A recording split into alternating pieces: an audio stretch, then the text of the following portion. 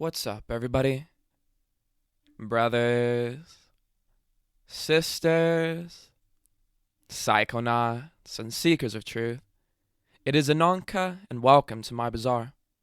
Today, I am going to be reading the Irish folk tale, Finn and His Men Bewitched.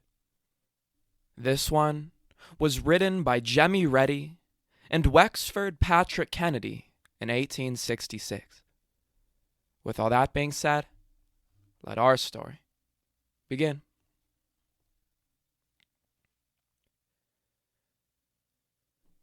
The king of Greek's daughter had a great spite to Finn Macamhail, and Gull, one of his great heroes, and Oscar, his grandson. So she came one day and appeared like a white doe before him. And bedad, he chased her with his 2 hounds, Bran and another, till she led them away to the bottom of the black north. She vanished from them at the edge of a lake, and while they were looking about for her, a beautiful lady appeared, sitting on the bank, tearing her hair and crying. "What ails you, lady?" says Finn. "My ring is dropped into the water," says she, "and my father and mother will murder me if I go home without it." "I'll get it for you," says he, and he dived 3 times, one after another, for it. The 3rd time, he felt the chill of death on him. And when he was handing the ring to her, he was decrepit, weak, a gray-haired old man.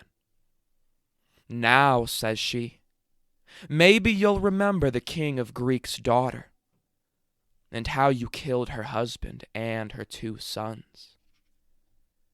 "If I did," says he, "it was on the battlefield, fighting man to man. She left him there as helpless as the child 2 days old, and went away with herself." There was great sorrow and trouble that night at Finn's home, and the next day all his warriors, except Oscar, set out after him. Well, they traveled and traveled, till they were tired and hungry, and at last they entered an old fort. And what did they see but a fine table laid out, and 7 stone seats around it?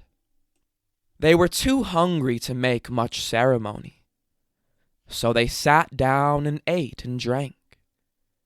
And just as they were done, in walks the lady, and says she, "Sith ye merry gentlemen, I hope your meal agreed with you. Finn is at the edge of that lake you see down there. If you like, you may come with me to pay him a visit." They gave a shout of joy, but bedad, when they offered to get up, they found themselves glued to their stone seats. Oh, weren't they miserable? And they could see poor Finn lying on a bank by the lake, not able to stir hand or foot. There they stayed in grief for a day and a night, and at last they saw Oscar following Bran, that was after going 100 miles in quest of him. Bran found Oscar lying asleep by the lake of Killarney, and he barked so loud that the wolves, and deers, and foxes, and hares ran 50 miles away.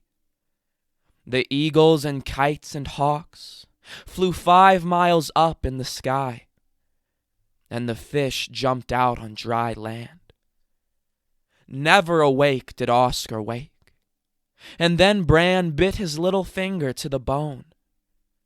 "Tatheration to you for an Oscar," says poor Bran, and then he was so mad he seized him by the nose.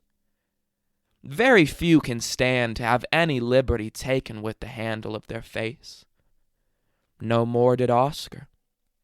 He opened his eyes, and was going to make a gibbets of the dog, but he put up his muzzle, and began to keen, and then trotted off, looking round at Oscar. "Oh ho," says he, "Finn or Gaul is in danger," and he followed him hot foot to the north. He came up to Finn, but could hardly hear what he was striving to tell him. So Oscar put Finn's thumb to his lips, for himself wasn't able to stir hand or foot. "And now, Finn," says he, "by the virtue of your thumb, tell me how I'm to get this pish rogue removed." "Go," says he, in a whisper that had hardly anything between it and dead silence. "Go to the fairy hill, and make the enchanter that lives there give you the drink of youth." When he came to the hill, the thief of a ferryman sunk down 7 perches into the ground. But Oscar was not to be circumvented. He dug after him till the clay and stones made a new hill. And when they came to the solid rock, he pinned him, and brought him up to the light of the sun. His face was as gray as ashes, and as shriveled as a russeted apple, and very unwilling he was to give up the cup. But he was forced to do so, and it wasn't long till Oscar was by Finn's side, and spilling a little, drop by drop, down his throat. Up he sprung 5 yards in the air, and shouted till the rocks rung. And it wasn't long till himself and Oscar and Bran were in the middle of the enchanted men. Well, they were nearly ashamed of themselves, pinned to their seats. But Oscar didn't leave them long in grief. He spilled some of the cup down every man's thigh, and freed he was. But, be the laws, there wasn't hardly a drop in the cup when he came to the unkran of a make game, foul-mouthed, bald Conan. He could only free a part of one thigh, and at last Oscar, getting impatient, took him body and sleeves and pulled him off the stone. What a roar he let out of him! His breeches, if it's breeches they wore in them old times, stuck to the seat, and a trifle of Conan's skin along with it. "Wisht," says Oscar, "we'll get a sheepskin sewed on you, and you'll be as comfortable as any May-boy after it." Well, when all were free, they gave 3 shouts that were heard as far as the Isle of Man. And for a week after they got home, they done nothing but eating the vengeance of goats and deers, and drinking wine and mead, and beer that the Danes learned them to make from heath.